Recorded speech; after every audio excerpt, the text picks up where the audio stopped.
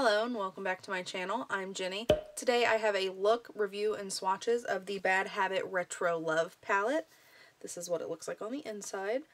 I just wanted to give you a preview before we start the look. The look is going to come first, the review, and then the swatches, so let's go ahead and start the look. So my lids are already primed, and to start, since this palette doesn't have a matte, light colored shade that matches my skin tone, I'm going to be going in with the Wet n Wild Single Shadow in Brulee to set my shadow primer.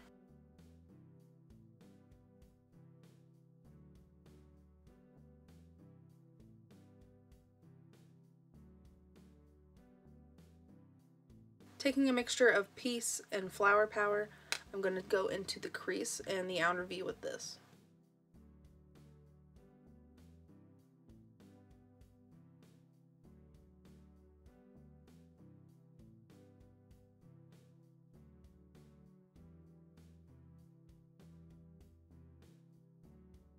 Taking just a little bit more Flower Power, I'm going to use it by itself in the crease just to kind of make the crease a little more pink in tone.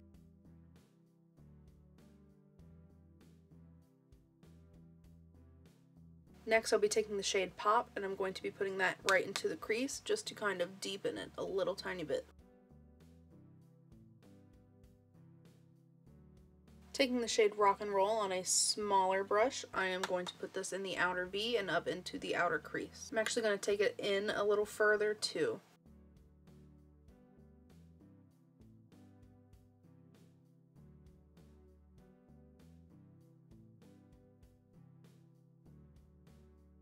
Going into the shade Nostalgia, I'm going to take this right on the very outer part of the crease and the outer V, just to deepen. I'm going to take a little bit of the NYX Glitter Glue and I'm going to put that on the inner parts of my eyes to prime for the shimmer shadows.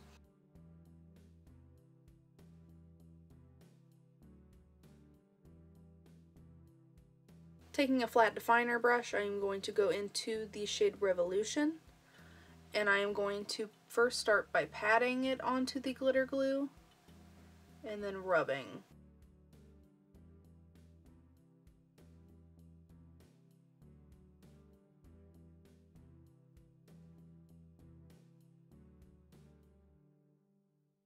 Taking a little bit more of Rock and Roll, I'm going to kind of blend those two together and make them a little more seamless.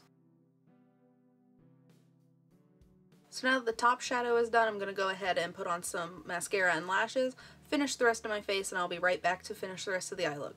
So now that I have mascara and lashes on and the rest of my face is done, I'm going to go ahead and finish the bottom lash line. And to start that, I'm going to use the ColourPop Cream Gel Liner in the shade Fastlane. It's this nice kind of emerald green shade.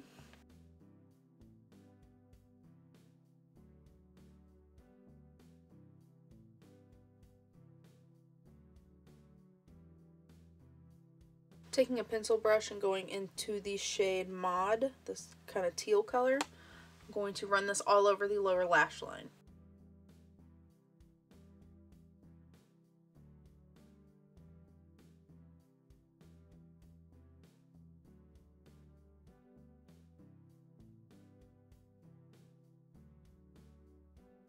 I am kind of flicking it out on the outer corner. I don't know why. I just kind of like it. Going into the shade Free Love, the kind of more blue teal, I'm just going to go right over top of that.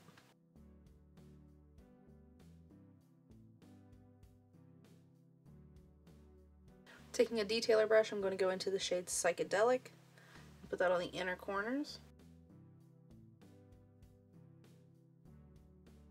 So now that I have lower mascara on, this is the final eye look.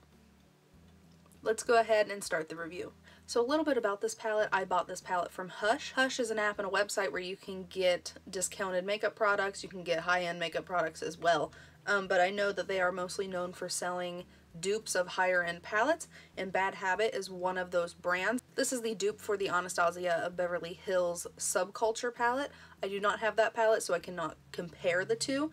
And I know that duping high-end palettes is kind of a touchy subject for some people, but for me personally, I think it's nice so that if you can't afford the higher end, you have the very, very similar shades that are very affordable. And I have touched that palette in stores, and so I can tell you that the formulas are different.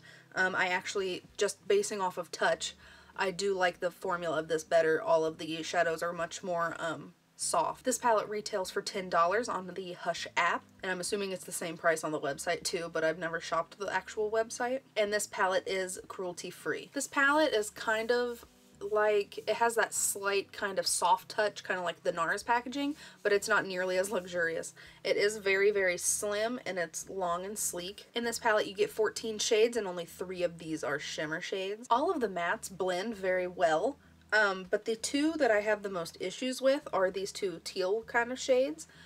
They don't not blend, but they are very kind of muted and sheer, so it makes them kind of hard to build. They did build pretty well on the lower lash line, but I kind of just packed it there. To blend them into the crease, they kind of just fade away to kind of like a grayish blue kind of tone, which I don't really like, so I kind of only wear those 2 shades on the lower lash line.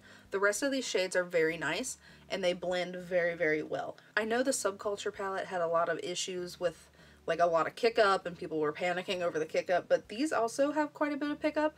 Pick up doesn't bother me because I'm not sitting there swirling my brush in them like a lot of people were.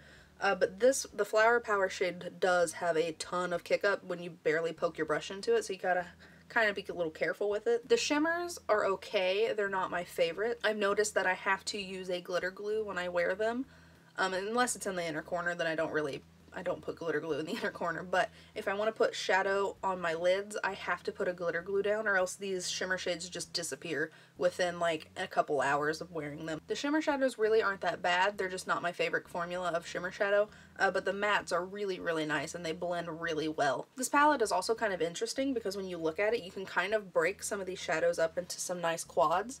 Like this one right here would be a nice quad. And then this one right here, this is awkward. This one right here would be a nice quad. This would be a really nice quad. So if you do kind of get a little lost and you don't really know what kind of look to go for, you can kind of look at these squares and you can find yourself a pretty good quad. More towards this end of the palette. Over here, when you get into these teals and stuff, it's kind of hard to make that a quad. Overall, the shadows are really nice, and if this color selection is something that calls to you, I definitely suggest that you jump on this palette. Right now it is sold out on the Hush app. If it is on their website, I'll link it down below just so you can check it out. I really do like this color selection though, and I really like how they called it the Retro Love, because I do think that it gives a really cool kind of like, I don't know, 70s disco kind of vibe, which I really enjoy. I think that's really fun. Overall, this is a pretty good palette. If these colors do call to you and you're not willing to pay the amount of the Anastasia palette, then I think this would be a really good alternative. Just be aware that the shimmers do need a little bit more working with, and that those teals can kind of be hard to blend in the crease. But other than that, the palette is really, it's pretty nice. It really is. I've been happy with almost every look that I've came out with this. So overall, this is a really, really good palette, and especially since it's only $10. So now that I've finished the review, I'm going to go ahead and do the swatches for you. So let's go ahead and start. So this is the first row of shadows. We have Psychedelic, Icon. These are the 2 shimmer shades in the first row.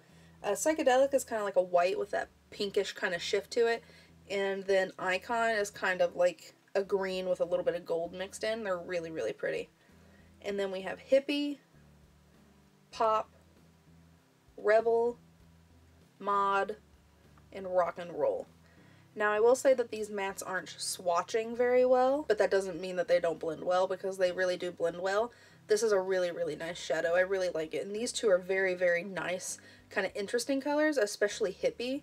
It's that kind of like army green shade. I really, really have been enjoying that shade. Now for the second row, we have Peace, Flower Power, Youth, Revolution. Revolution is the only shimmer in this row. Nostalgia, Fab, and Free Love. Now I think this row is really, really pretty until you hit that yellow. I think that this, even with the yellow, this is a really, really nice kind of fall appropriate row, and I really, really enjoy it. The blue is a nice pop as well, and I think you can get a lot of color variations out of this palette.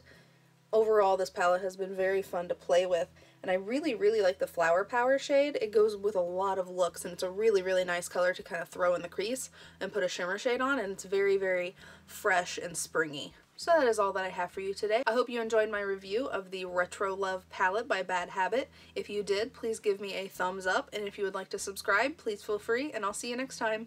Bye, guys.